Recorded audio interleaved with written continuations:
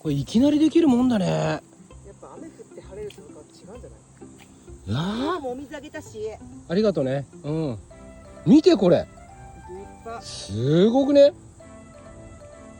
うわ、これめちゃくちゃ長。今日ちょっと鉄のフライパンで炒めてくれたの。あ、今日これ取って食べようよ。うわ、これなんかもう下にベローンってついちゃって。なんか先週全然できてなかったのにね。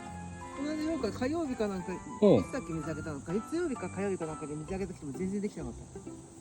うわ、一気にできるんだね。うわ、これ今日これ食べようね。これ美味しいよ絶対に。美味しいよね。肉と一緒に炒めて。うわ、超嬉しい。